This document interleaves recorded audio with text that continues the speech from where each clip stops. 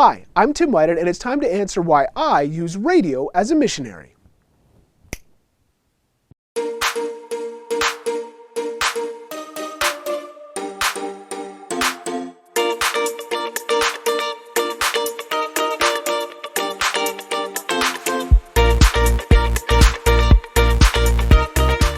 Well, it's taken me a while to answer why I work for a mission agency called Galcomm International, and why I host a radio program talking to missionaries from all over the world called the Mission Compass.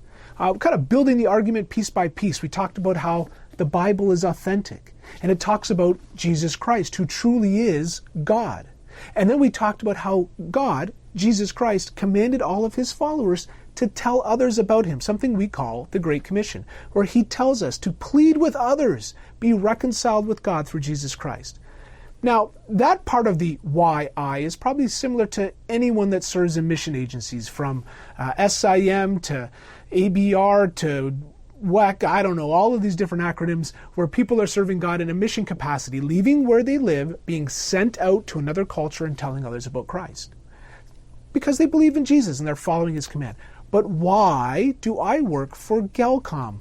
Why am I making solar-powered radios fixed tuned to Christian stations? Why are we at Galcomm building radio stations? Well, years ago, I was sitting in my church pew. I'd been working for a Christian television ministry, leading edge, high tech, streaming, all that kind of stuff. And one Sunday, just sitting in my church pew, minding my own business, the founder of Galcomm, Alan McGraw, came to speak.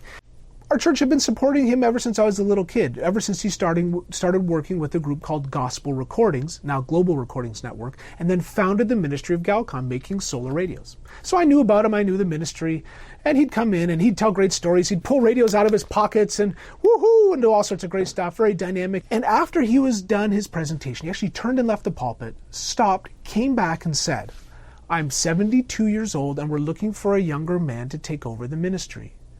The hair on my neck went up, the hair on my arms. I felt God tap me on the shoulder and say, "He's talking to you." I leaned over to my wife and said, "We need to talk." That afternoon, Melody and I prayed. We talked about it over and over again. And I decided I'm going to call Alan. Monday morning, I called Alan. We met for lunch. A couple weeks later, I met the board. And after that, hired. January 2008, I started here at Galcomm.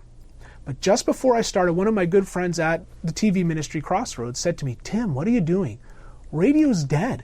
Nobody listens to radio. It's an old technology. I mean, look at this thing. It looks old. Like, really? This is a missions tool? What are you doing, Tim?" I went home really concerned and discouraged. Had I made a bad decision? So I called up Alan and I said, "How many Christian radio stations are there?" He said, "What do you mean, in the world?" I said, "Yeah, like in the world, like that we would be working with at Galcomm." He said, "Tim, there are thousands of Christian radio stations reaching people around the world, reaching billions of people." See, radio isn't dead. We just forget something here in the West. We have our homes, we have our personal computers in our home, we have streaming services, we have running water, we got electricity. That is not how most of the world works. Why do I use radio? Why do we at Galcomm make solar-powered fixed-tune radios and audio Bibles? Why do we build radio stations in some of the most obscure, remote islands of Indonesia and Greenland and up in the mountains? And because of infrastructure issues. Almost half of the world lives in a rural setting, meaning not in a big city where there's roads and electricity and running water. I remember visiting my sister-in-law over in Zimbabwe. She lived in Bulawayo. Big city, high-rise business towers, asphalt roads, streetlights. We started driving out to the school she served in.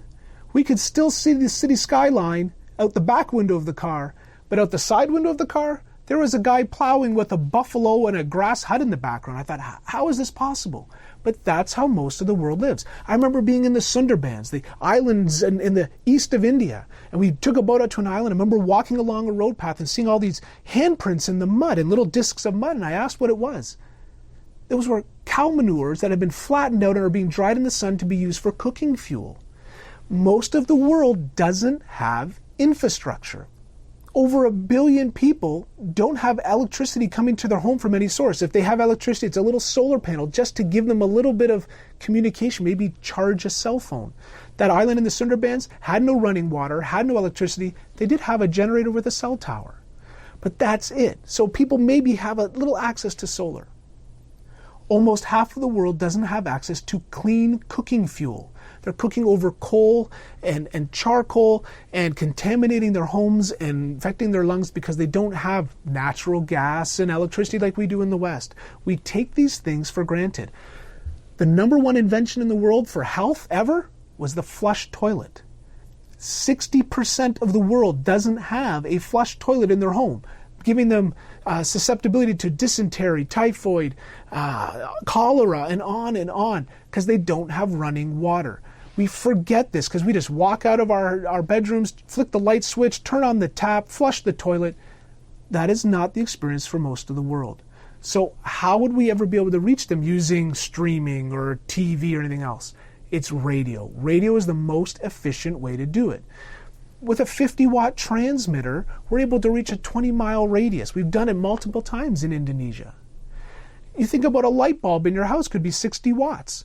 So think of how efficient that is, one person behind a microphone reaching this massive distance. And the best thing about radio, when we give out our little solar-powered radios, it's free to use. You think, oh, people have cell phones now. Yeah, well, they have to pay airtime charges or data charges if they want to get data, or if it's even possible. Free. Turn it on. Free. All day. Free. Put it in the sun. Sun? Free. That's why we use radio. So there's lots of great ways to do missions. Face-to-face is always the best. Relationship is always the best. So we use partners around the world. But radio is the most efficient way to reach people in areas that don't have infrastructure. So that's why I use radio here at Galcomm. Join us again next time when we talk about another reason why we use radio.